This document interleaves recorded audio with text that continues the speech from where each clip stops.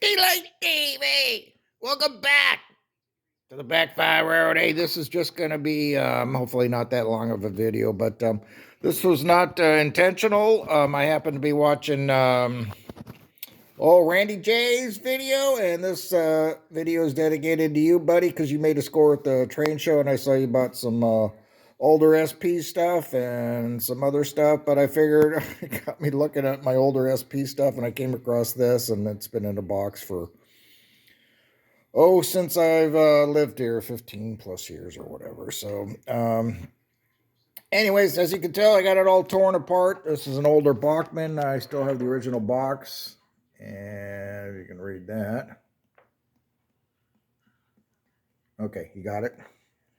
Fumble's gonna bed down, and I'm not sure what to say about this, but I was able to get it apart in about it took me about 40 minutes, and you just kind of gently pry on stuff, and if it's not coming apart, then there's probably another screw someplace. So that's what happened. I did just clean up the worm gear on the motor. I haven't test run it yet. When I first saw that, I go, what the hell is that? Before I even got the box, and I go, oh, I know what that is. You put oil in there or something like that. That's for smoke, and I'm going to disconnect that. I don't have any need for that. I have a feeling, I don't know how this will run. Like I said, I haven't tested the motor. But things, problems with it, all the drive shaft axles are cracked. But I'm thinking it might still work for the reason that they're square. They're not round. And the P2Ks, you had to replace them all. You got a round shaft, and the darn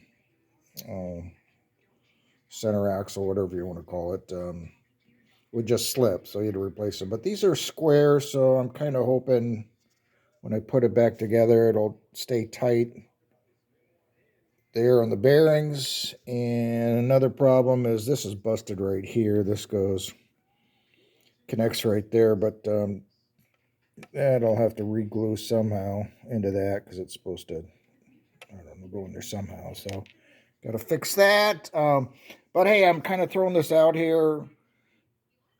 What's your opinion on it? I'm just going to play with it, and that's all I'm doing with it. But if it doesn't run, hey, I'll just make it a static display. And hey, kind of a side little story is a good friend of mine is a machinist. I did a video on him, I don't know, about a year or two ago. Ed Youngling, very famous guy. Works on steam engines. He's actually, he builds inch-and-a-half stuff. But he actually worked on Doyle McCormick's 4449. Oh, that reminds me, I've got a picture of it, in my collection someplace because I saw it in Santa Barbara. It ran through Santa Barbara down the coast, so I got several pictures of it chasing it. I kind of paused for a second there because I'm trying to figure out how it gets power because, okay, the wheels make contact with the rails, and how does it go into the frames? Because this is plastic,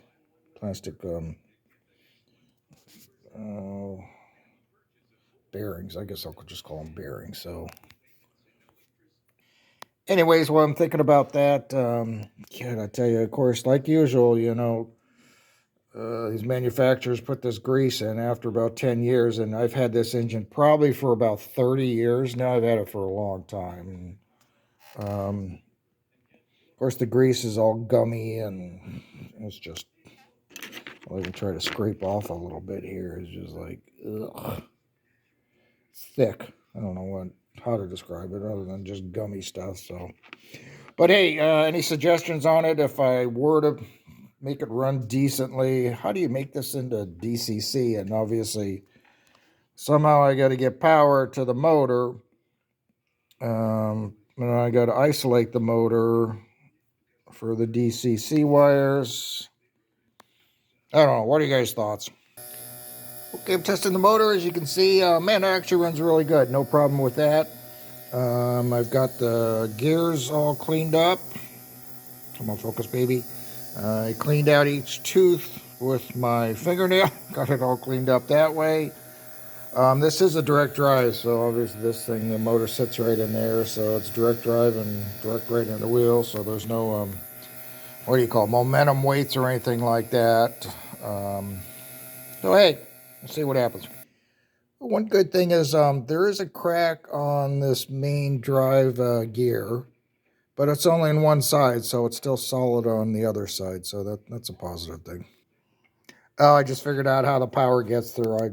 I don't know why I was thinking the plastic rode on the frame, but it's actually the part of the axle, the wheel. So I got that power situation figured out.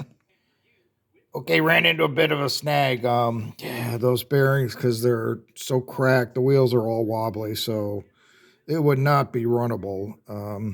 So I'm gonna look into see if I get some new drive shafts or whatever you call those things, axle shafts. So project's gonna be put on hold. Hey, one other thing is I always tell myself take pictures of something before I take it apart, and I did not. But if you guys can help me with this, I'm assuming that all these have to be straight. You know, the wheels have to be straight in order for it to drive. Then I'm thinking on the other side it has to be just the opposite. So let me know on that. Let me know what you think. And I know this is just kind of an oddball project. You know, one thing about the engine is even if it's just a static display, it actually, you know what, for an older Bachmann, it details actually, I think, pretty good on it. It just looks nice and be nice sitting over by my roundhouse or something like that. And since the real steam engine exists, so anyways, I'm going to end it here and I'm going to kind of set it all aside and kind of look into see if I get those parts, and that would take care of the problem. So, but yeah, the motor runs great. So, in the meantime, hey, I'm going to sign out. Daylight Dave signing out. I'll go find another project.